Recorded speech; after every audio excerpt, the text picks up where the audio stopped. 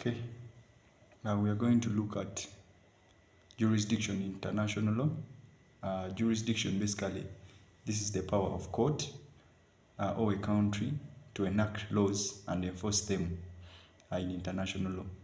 So majorly when you talk of international law, you have to know the types of jurisdiction. The first one is the legislative jurisdiction.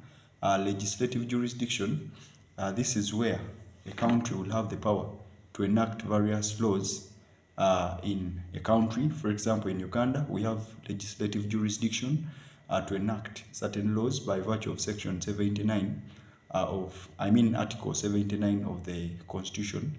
We can draft various laws, and those laws are enforceable to the people within Uganda. Then the other type of jurisdiction is the executive jurisdiction in international law. Executive jurisdiction, this is where a country, for example, Uganda or Kenya, can have the power to try the various people or to go in another country, for example, in Kenya, and enforce. We are going to see the various principles in jurisdiction. So the executive jurisdiction, this is where a country will have power to enforce some of its laws outside the borders of that country, like you enforce your laws in another country. However, you realize that in international law, the person is or a country is independent, or we preach for independence of countries. However, if you are to exercise executive jurisdiction in another country, it must be with the consent of the host state. That is the country where you want to enforce your laws. Then the other type and the last type of jurisdiction in international law is what we call the judicial jurisdiction. Now, with judicial jurisdiction, this is where we're going to see that various courts of laws in various countries will have the power to try certain people or nationals. That's why we are going to see that we are going to ascertain the jurisdiction of courts such as the ICC, the ICJ, among others. So basically, judicial jurisdiction, this is where various courts in certain countries or territories will have the power to try some people in matters that have been committed internationally. So the other thing that we have to look at in jurisdiction in international law are the principles of jurisdiction. So the first principle is what we call the nationality principle. So the nationality principle of jurisdiction, as you hear nationality, this is where we are going to see that though there is always what we call the territorial, that a person who has committed an offense, for example, in Uganda, should only be tried in Uganda where he committed the offense in Uganda. There are situations where a person in international law commits an offense outside Uganda, but because he's a Ugandan, the Ugandan courts will try that person. So the nationality principle, this is where a court in a certain country can try a person or its citizen who is in another country because they are nationals of that country. So the second principle is the territorial principle. As you hear the territorial principle, it is even seen in our section 4.5 of the Penal Code Act.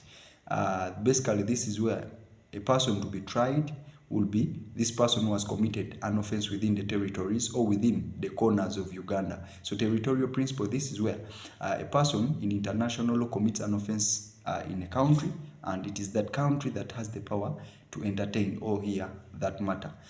Then the other one is what we call the passive personality principle. Now, what is the passive personality principle in international law?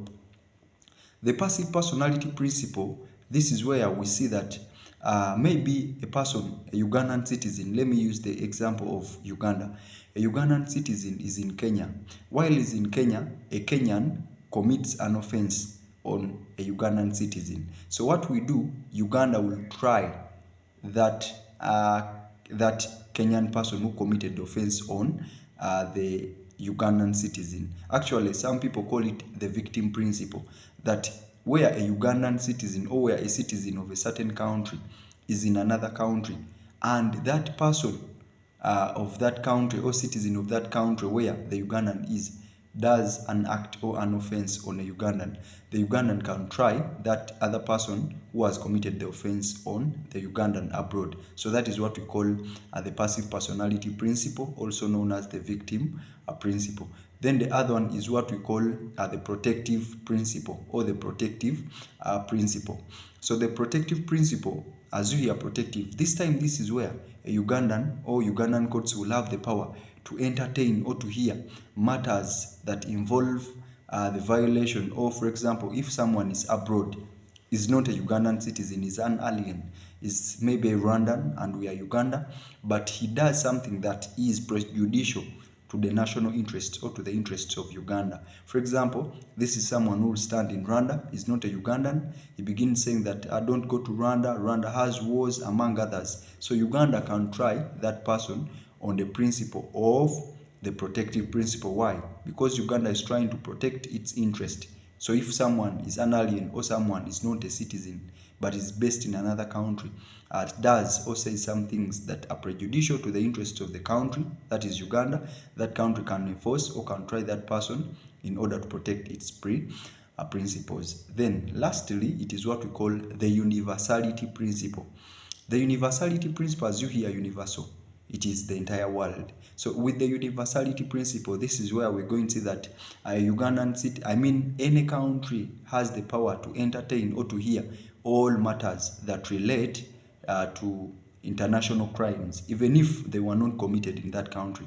For example, what are international crimes? For example, child trafficking, drug trafficking, among others. So if you commit such offenses, even if you committed it in Rwanda, however, the courts of Uganda arrest you, the courts of Uganda, based on the universality principle, have the power to hear or entertain that matter, regardless of whether it was committed in Uganda. So that is the universality principle, that where an offense is international or it is an international crime, as we are going to see later, even if it was not committed in Uganda or any other country, it can be heard and tried by that country. Thank you very much.